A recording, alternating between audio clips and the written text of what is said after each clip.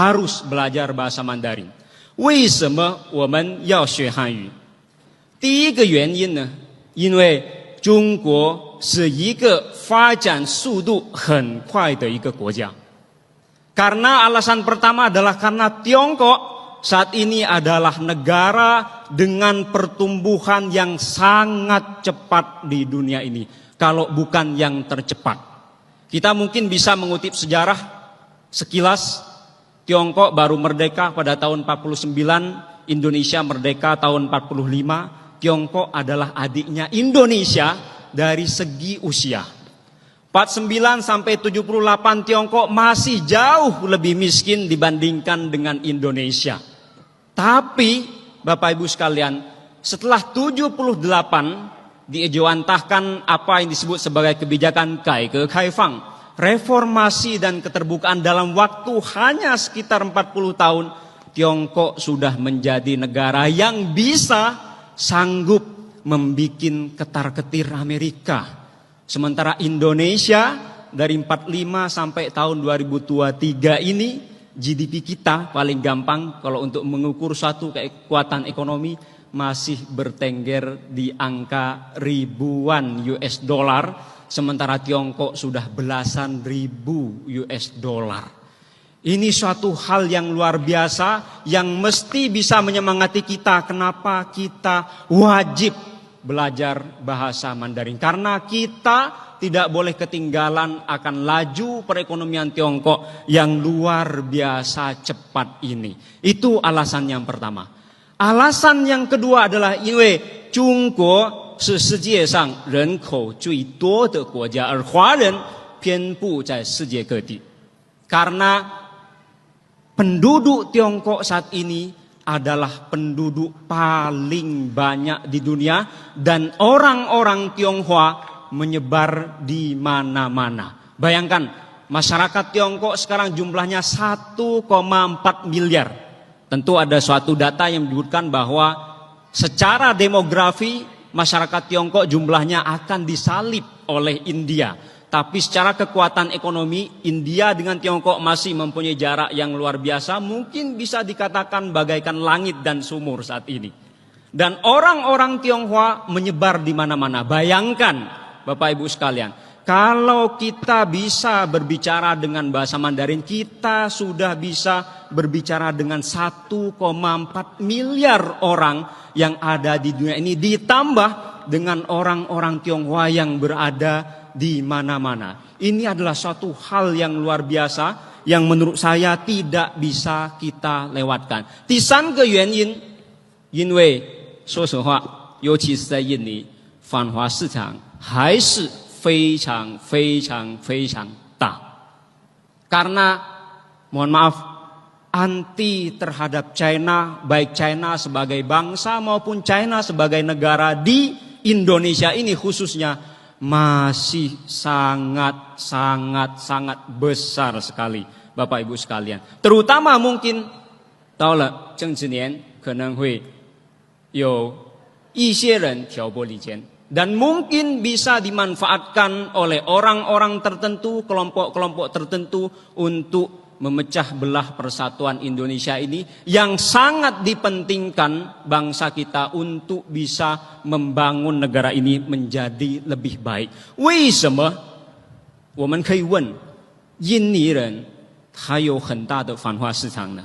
Kita mungkin bisa bertanya, kenapa di Indonesia ini masih besar sekali pasar anti terhadap China, baik China sebagai negara maupun China sebagai bangsa. Izinkan saya untuk mengutip satu pepatah bahasa Arab, Bapak Ibu sekalian.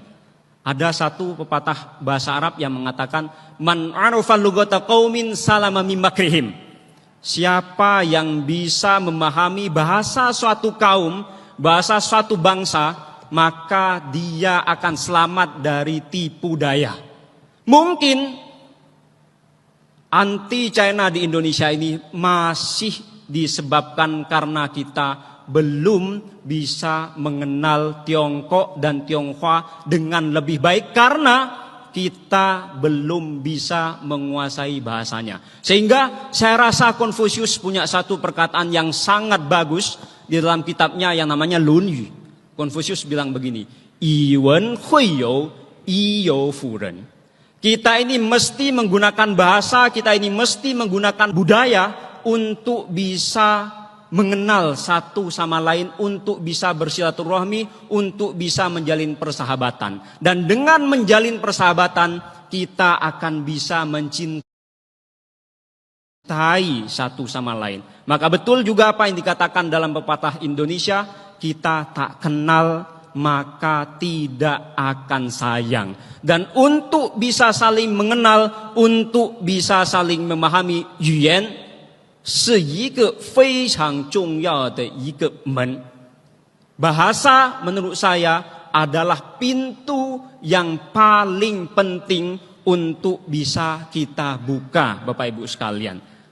Lalu, apakah cukup hanya dengan belajar bahasanya saja? 我觉得不够. Kalau menurut saya masih belum cukup. 为什么？因为中文是一个博大精深的语言. Karena bahasa Mandarin adalah bahasa yang sangat dalam maknanya, penuh dengan filosofi kehidupan. Tadi saya sempat berkomunikasi dengan jajaran pengurus di Universitas Macung, menyampaikan kekhawatirannya akan degradasi moral yang ada di Indonesia ini. Banyak sekali mungkin orang-orang pintar, tapi belum tentu punya moral. Dan dalam ajaran Tiongkok klasik, dengan belajar bahasa Mandarin, ajaran Tiongkok klasik sangat menekankan pentingnya moral. Bagaimana yang muda harus hormat kepada yang tua, bagaimana murid harus hormat kepada guru, bagaimana rakyat harus hormat kepada pemimpin, bagaimana pemimpin harus mengayomi rakyatnya. Itu diajarkan dengan sangat detail sekali dalam filosofi, khususnya filosofi Tiongkok klasik. Itu paling tidak mengapa kita harus belajar bahasa Mandarin dalam kesempatan ini. Bapak Ibu sekalian, di Tiongkok sana, saya pada tahun 2019 yang lalu sempat mendirikan jurusan bahasa Indonesia di salah satu kampus di Tiongkok, dan sekarang sudah menjamur jurusan-jurusan bahasa Indonesia yang dibuka di kampus-kampus di Tiongkok, baik di Beijing, di Shanghai, di Guangzhou, dan tempat-tempat lainnya. Bayangkan Bapak Ibu sekalian, orang Tiongkok sekarang dipersiapkan diri oleh pemerintahnya untuk bisa mengenal lebih dalam tentang Indonesia. Masa kita sebagai negara yang hanya berbatasan lautan dengan Tiongkok tidak mau belajar bahasanya, di mana Tiongkok sedang maju pesatnya? Mungkin kalau kita tidak mau ini, jangan salahkan kalau nanti misalnya makin banyak investor yang datang ke Indonesia dari Tiongkok, malah bukan orang Indonesia yang dipakai, tapi orang-orang Tiongkok yang sudah bisa memahami bahasa Indonesia, mungkin sama dengan orang kita. Itu yang menurut saya barangkali layak untuk direnungkan, barangkali layak untuk digalakkan pembelajaran bahasa, budaya, dan syukur-syukur apapun yang terkait dengan Tiongkok di Macung Tasyu ini. Saya kira itu saja yang bisa saya sampaikan, Bapak Ibu sekalian. Tentu 很多问题，很多错误，请大家，请各位，请多多包涵，谢谢大家。Assalamualaikum warahmatullahi wabarakatuh。